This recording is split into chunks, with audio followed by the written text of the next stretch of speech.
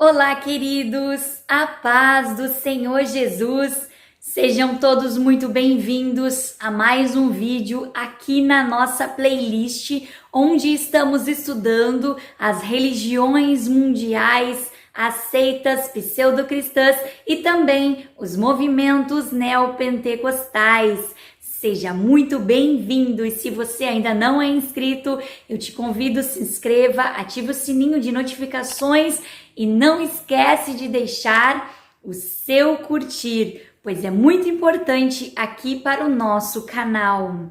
Nesta playlist já estudamos religiões mundiais, algumas seitas e também alguns movimentos neopentecostais. E vamos ver hoje o que é o movimento G12. Você já foi convidado para participar do movimento G12, aquelas reuniões feitas nas casas, onde as pessoas se tornam líderes. Então, vamos falar tudo que está neste livro aqui sobre este movimento, o movimento G12. Se você gosta deste tipo de assunto, eu te convido a assistir este vídeo até o final, pois o que eu vou te mostrar aqui é realmente esclarecedor e trarei também as contradições deste movimento com as Sagradas Escrituras. Claro que com o objetivo de conhecimento e engrandecimento espiritual e não com o objetivo de nos tornarmos juízes na terra. Então, tudo com muita oração, com muito amor e com muito cuidado para que venhamos propagar o evangelho, o genuíno evangelho do Senhor Jesus aqui nesta terra. O movimento G12 é um movimento de perfil neopentecostal originado de um método de crescimento de igreja que vem confundindo lideranças e membros de igrejas evangélicas ao pregar e arrebanhar pessoas através de práticas esotéricas e parapsicológicas, tais como cura interior, libertação de perdão divino, visualização, regressão psicológica, meditação transcendental, atos proféticos e maldição. Dizemos que o risco não está na metodologia e sim nas posições estranhas ao contexto bíblico que integram o método. O fundador do movimento foi César Castelhanos Domingues, pastor fundador da Missão Carismática Internacional, cuja sede principal fica em Bogotá, na Colômbia, e que, segundo informações, possui 170 mil membros. César Castelhanos diz em seu livro Sonha e Ganharás o Mundo, teve esta visão e transformou a sua igreja em grupo de 12. Sendo ele próprio responsável por 12 líderes, estes por outros 12 cada um, e sim sucessivamente numa progressão geométrica. Neste método, o pastor é apenas e tão somente um supervisor de líderes e não de um rebanho, de uma igreja. O movimento G12 no Brasil foi introduzido pelo apóstolo René Terra Nova, Ministério Internacional da Restauração, ex-pastor da Igreja Batista de Manaus, e pela apóstola Valnice Milhomens, Igreja Nacional do Senhor Jesus, ex-missionária da Igreja Batista, e pastor Robson Rodovalho, Sara Nossa Terra. A pastora Valnice Milhomens é uma pastora que tem o livro Tipos de Orações, que tem um vídeo aqui no canal sobre os tipos de orações. Então você pode assistir. Eu gosto muito dessa pastora, uma mulher muito inteligente, de grande conhecimento da palavra de Deus. Também aderiu a este movimento a Igreja Quadrangular, além de outros líderes de só menos importância. Outro forte divulgador do movimento G12 é o grupo musical Diante do Trono, da Igreja Batista da Lagoinha, em Belo Horizonte. A Igreja Batista da Lagoinha adotou não só o G12, mas também a doutrina da restauração do apostolado, ungindo seu pastor-presidente Márcio Valadão apóstolo, além de ter cedido seu templo para a consagração de René Terra Nova, apóstolo do Brasil e da América Latina, culto esse que teve a presença de Valnice Milhomens e do apóstolo Mike Shea, conhecido por ministrar louvor de costas. Apologistas afirmam que o movimento G12, um fenômeno impressionante de manipulação de massas que exerce impacto pela atividade pragmática de sua experiência sobre os observadores mais desavisados. O G12, ao contrário do evangelho verdadeiro e escriturístico, baseia-se em novas revelações, de modo que deve ser sumariamente considerado uma anátema. As Assembleias de Deus no Brasil, através do Conselho de Doutrina, lançou um manifesto em 22 de abril de 2000, repudiando o movimento G12. Uma pequena observação. Eu creio e acredito que culto doméstico, aqueles cultos que nós fazemos na nossa casa, com a nossa família, esses cultos domésticos, eles são muito importantes para o conhecimento da palavra. Acredito que várias pessoas reunidas em algum lugar, orando, clamando a Deus, com o objetivo de consagração, eu acredito que sim, que seja da vontade do Senhor, mas eu não acredito que para que essa reunião possa ser com o objetivo de números de pessoas. Então, acredito que a metodologia, ela não está de acordo, porque todos se tornam líderes. Muitas vezes as pessoas que aceitam a Cristo, elas precisam de um tempo para estar fundamentadas no Evangelho. E como se tornarão líderes de outras pessoas? Acredito que um fraco se apoiará em outro fraco, e nós precisamos entender e ver que precisamos sim de consagração, precisamos de cultos domésticos, mas aqui no caso do movimento G12 é outro objetivo, é o objetivo de números, de ganhar pessoas.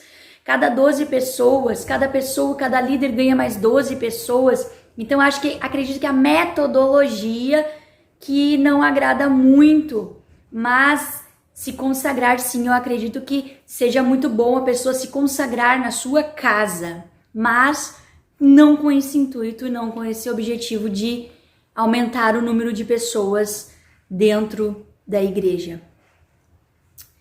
Estrutura do movimento.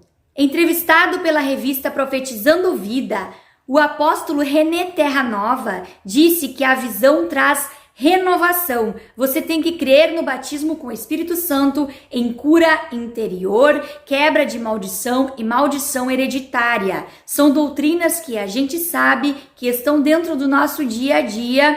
O encontro não é a visão é uma igreja celular no modelo dos 12. O pré-encontro, o encontro e os pós-encontro dão legalidade para começarmos a entender a visão. Então, acredito que há também nesse movimento a regressão. Então, eles fazem com que a pessoa regresse ao passado para que ela possa perdoar as pessoas e através do perdão. Então, tem tudo isso. O pré-encontro, 4 palestras preparatórias, onde é exibido sigilo absoluto quanto a tudo que irão ouvir e ver a partir daquele momento. Então, eles ocultam o que acontece lá naquela reunião, não pode ser dito, e se algum membro daquele movimento tiver alguma dificuldade, ele precisa perguntar para o seu líder e não para o seu pastor. Então, é um retiro de 2 dias. dias. O encontro deles é um retiro de 2 dias e que ocorre durante um fim de semana. 9 horas de palestras acompanhadas de extremo rigor disciplinar, inclusive com proibição de intercomunicação, o que provoca uma forte reação emocional. Pós-encontro é feita a consolidação dos temas ensinados no encontro com ênfase na cobertura espiritual, obediência e submissão. Depois disso, são encorajados a passar pela escola de líderes, ênfases teológicas do movimento G12, perdoar a Deus. Nos encontros é dito aos participantes que liberem perdão a todos que possam ter lhe provocado algum mal em sua vida, inclusive a Deus, o que é um absurdo, pois a Bíblia ensina e a experiência do crente comprova que Deus é bom e perfeito, jamais cometeria um erro em relação a nós ou a qualquer coisa. Regressão psicológica ou cura interior. Outra aberração praticada é a regressão psicológica. Dizem que para obter libertação é necessário que este tente visualizar o encontro do espermatozoide do seu pai com o óvulo da sua mãe. Depois da visualização de cada etapa de vida no útero durante a gestação, na infância até a idade adulta, a pessoa deve perdoar aqueles que eventualmente tenham lhe causado sofrimento, sem esquecer ninguém, nem mesmo Deus. Tais técnicas de regressão são usadas pela psiquiatria sob supervisão médica e somente em casos específicos, pois existe risco no processo devido à pessoa ter que reviver traumas passados. Teologia da prosperidade. Maldição hereditária. Nos encontros se exige que as pessoas confessem os pecados cometidos, até mesmo no ventre materno, para que todos os pactos e vínculos com o passado sejam quebrados. Então são instruídos a fazer a oração da quebra de maldição herdada dos pais. Esta prática não está de acordo com as Sagradas Escrituras, que dizem: e assim, se alguém está em Cristo, é nova criatura, as coisas antigas já passaram, eis que se fizeram novas.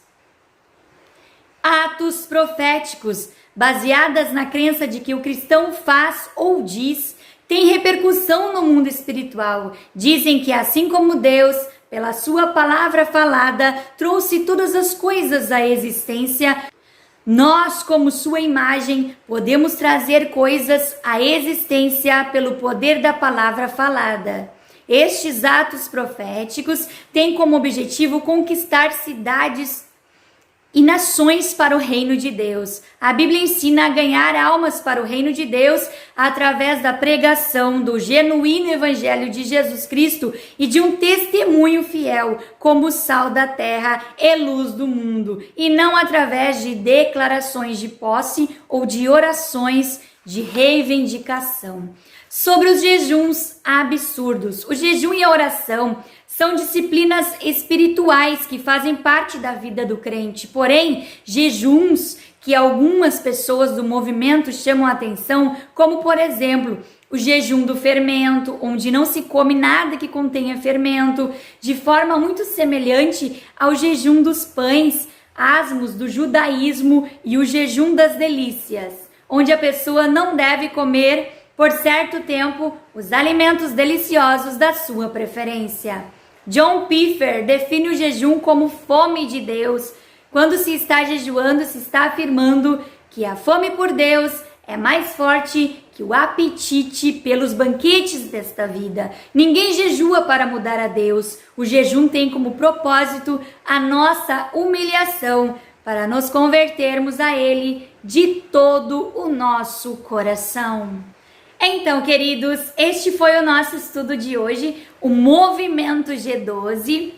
Você pode deixar aqui a sua opinião nos comentários, se você já participou deste movimento, se você participa deste movimento, e o que você acha deste movimento. Se este vídeo foi importante para você, se te ajudou de alguma forma, se inscreva aqui no canal, deixe o seu curtir para que eu possa trazer mais conteúdos para você, porque eu procuro sempre trazer conteúdos que agregam valor e conhecimento e engrandecimento espiritual, trazendo as contradições entre os outros movimentos e as escrituras sagradas. Que Deus possa abençoar grandemente a tua vida e a tua família. Fica na paz de Deus.